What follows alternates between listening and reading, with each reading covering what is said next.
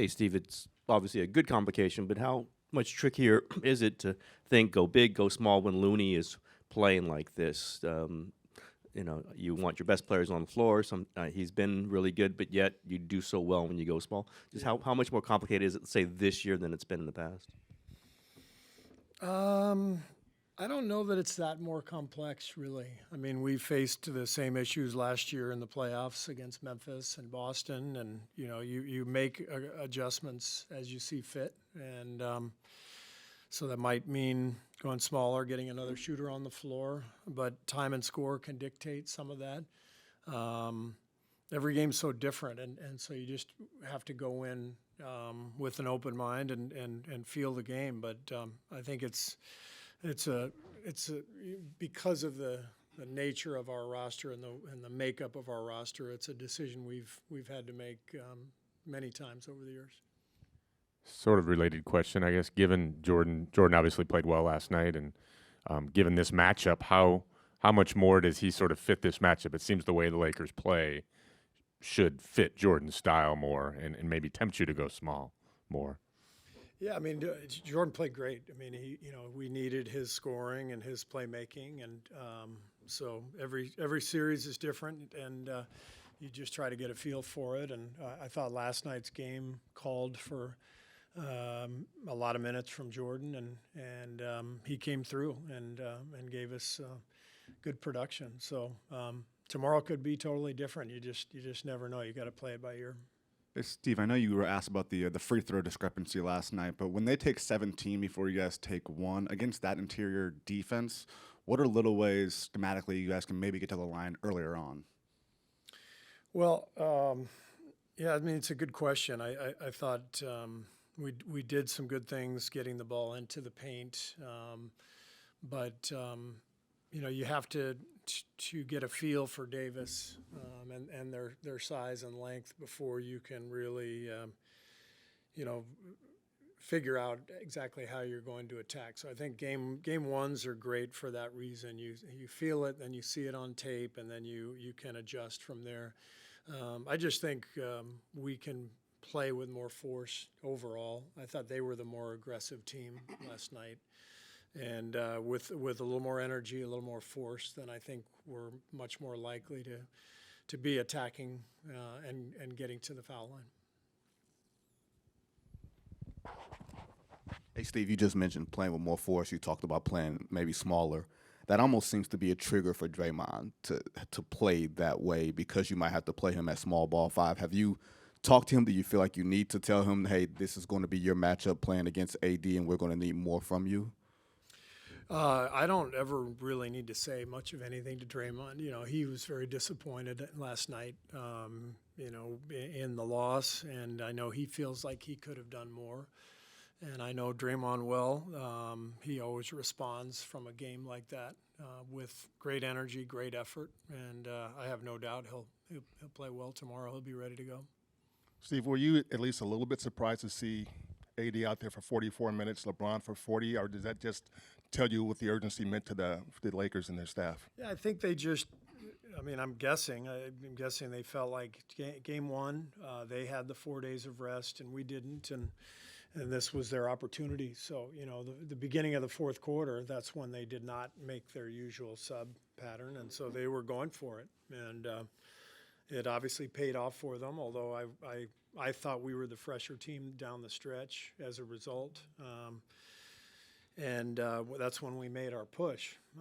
So who knows? But I do think that with every game being every other day from here on out, that I think our speed and our pace can definitely have an impact in that regard.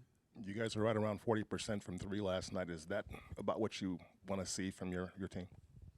40% is a good number, and I have no problem with the total number of threes as long as they're, for the most part, good shots, open shots. I thought we took a few that could have been better.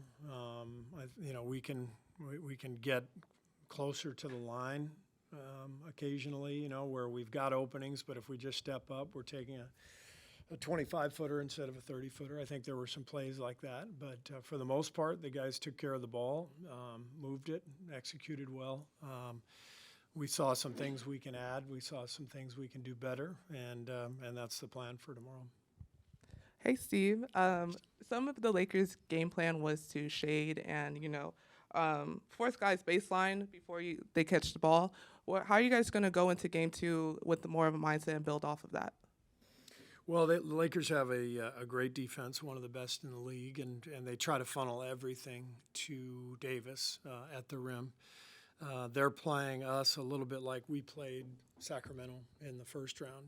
It's getting on top of our shooters and sending everything, back door rather than letting our shooters come off the top. So something we're very familiar with since we just did that ourselves defensively, and we feel like we have counters for that. We showed some of them last night, and we've got some others that we can go to, and our guys are really smart and they figure it out. Lakers were in basically a defense trying to avoid threes, and we got 51 of them up. So our guys know how to get them up regardless.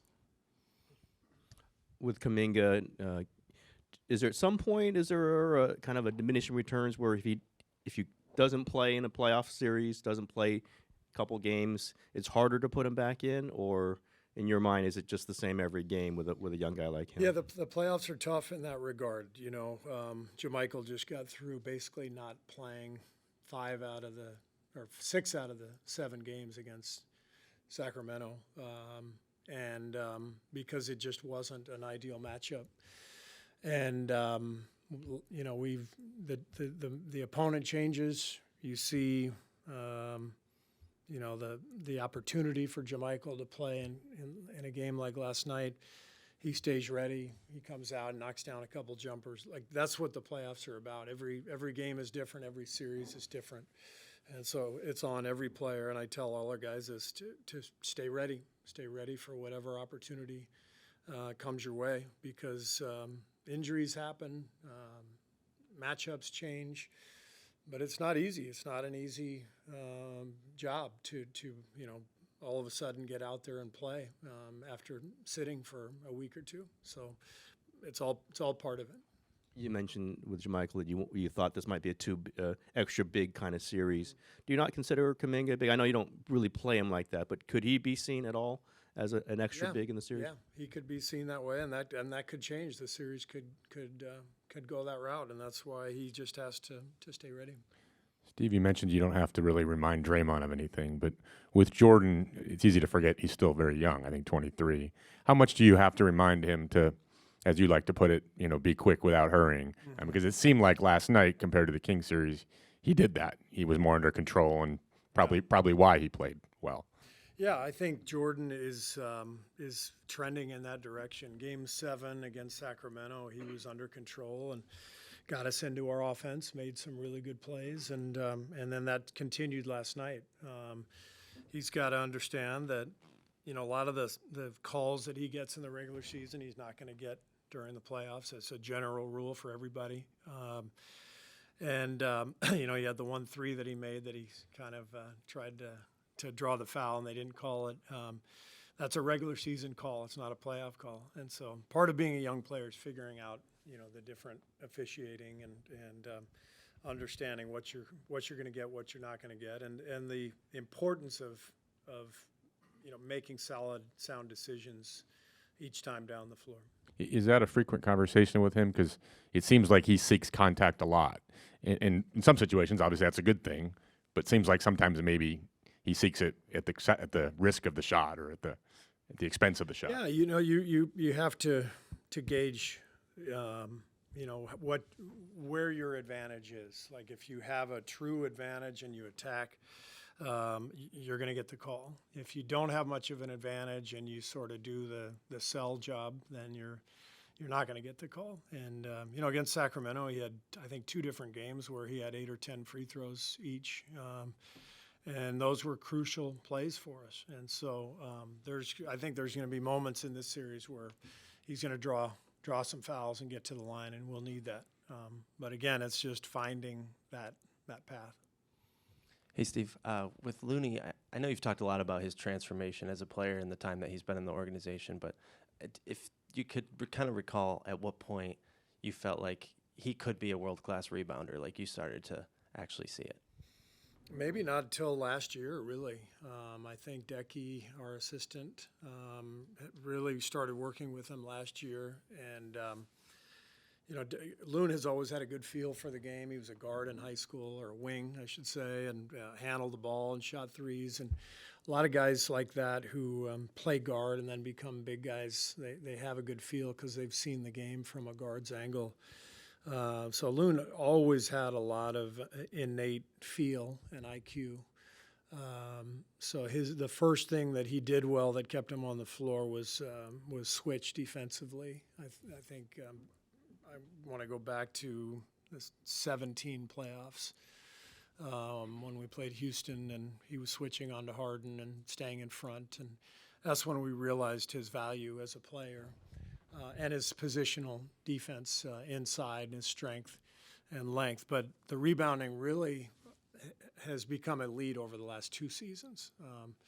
It's a reminder that every player should be constantly trying to get better in different areas, and that it's just like life. We're all lifelong learners. You never sort of get to a point where you go, okay, I got it now. You're constantly trying to learn and grow and get better, all of us. Back to Draymond real quick. Last night he talked about kind of the early foul troubles, how that really kind of took him out of his game a little bit. What's finding the sweet spot with him and striking that right balance of being aggressive, getting a body on, and hopefully wearing down Anthony Davis early on, but avoiding that early foul trouble as well? Yeah, I mean, that's the trick, but he's the master.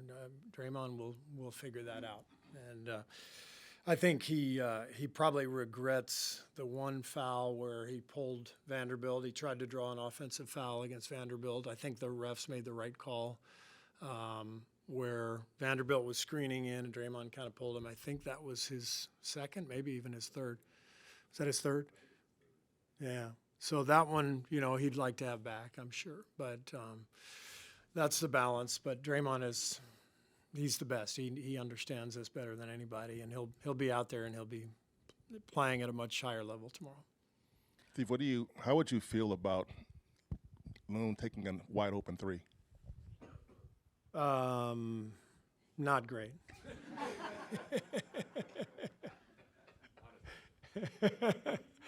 I think Loon wouldn't feel great about it either.